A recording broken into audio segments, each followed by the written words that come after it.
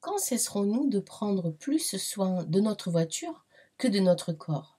Bonjour, je suis Muriel, réflexologue, naturopathe et énergéticienne à Alès dans le Gard. Nous sommes tous d'avis que nous prenons plus soin de notre voiture que de notre corps. Nous savons exactement quel carburant l'on doit mettre pour le bon fonctionnement du moteur. Régulièrement, nous lui faisons faire des révisions, des vidanges, le nettoyage des filtres. Nous cherchons à comprendre si un bruit suspect se fait entendre dans le moteur pour éviter grandement la panne. En est-il de même de notre corps? Hélas, non. Lorsque l'on parle de maladie, c'est la manière dont notre corps a choisi de nous communiquer un dysfonctionnement, l'empêchant de suivre les lois naturelles de la vie. Si nous étions attentifs aux messages et aux signes qu'il nous envoie, nous éviterions souvent toutes les douleurs et désagréments que nous subissons lorsque notre corps, trop encrassé, ne peut fonctionner correctement. Alors, nous pouvons nous poser ces trois petites questions. Sommes-nous attentifs à la qualité du carburant que nous lui fournissons? Veillons-nous à l'état de nos filtres? Pratiquons-nous des vidanges régulièrement? Je doute que vous répondiez à l'affirmative aux trois questions. La seule chose qui nous alerte et nous amène à consulter un médecin, c'est lorsque l'on constate un dysfonctionnement qui pourrait présager la panne d'un organe. Et c'est ce que l'on appelle les symptômes. Alors pourquoi sommes-nous malades? Pourquoi certains attrapent, comme on dit, la grippe ou le rhume? Il faut savoir que les agressions virales que vit notre corps sont strictement liées à l'état de toxicité immunitaire de chaque individu. C'est là que cette lapalissade prend tout son sens. Ne sont vraiment malades que ceux qui n'étaient pas en bonne santé.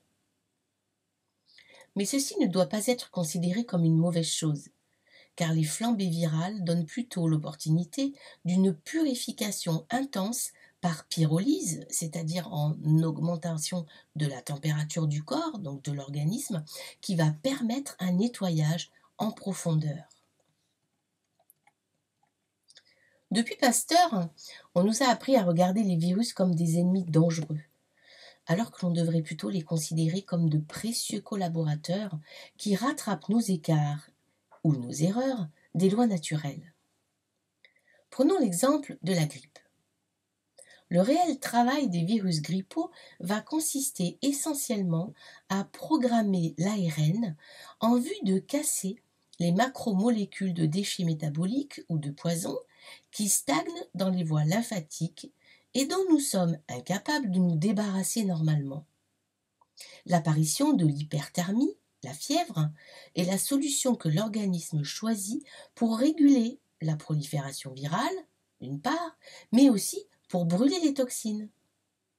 On ne peut donc que constater que les rhumes et les grippes sont la garantie que notre corps a encore les moyens de faire le ménage. Lors de ces périodes de symptômes grippaux, il est recommandé de ne manger que si l'on a faim, car notre organisme puise 50% de son énergie pour la digestion.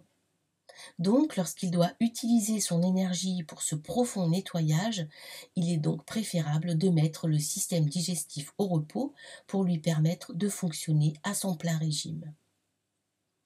Pour cela, on supprimera les viandes, les fromages, les laitages, les fritures, le café, le thé, le chocolat, l'alcool. On ne boira que de l'eau chaude ou froide et on ne consommera que des bouillons de légumes clairs. Toujours est-il que lorsque la fièvre et les symptômes grippaux apparaissent, c'est que l'on a quelque chose à brûler, à nettoyer, et que l'on détient surtout encore une énergie de survie et d'adaptation. La plupart de nos maladies actuelles sont dues à une surcharge alimentaire. Tous les symptômes et syndromes appelés maladies ne sont que des cris d'alarme lancés par notre corps qui essaie de se guérir seul. Bien sûr, il réagira différemment selon les individus et selon leurs organes forts et leurs organes faibles, ainsi que leur état d'encrassement. Si cette vidéo vous a plu, vous pouvez la liker, la partager. Vous pouvez également vous abonner à ma chaîne. Et si vous désirez plus d'informations, vous pouvez me contacter par mail à muriel.reflexologie@gmail.com ou sur mon site internet murielreflexologieplantaire.fr. À bientôt, prenez bien soin de vous.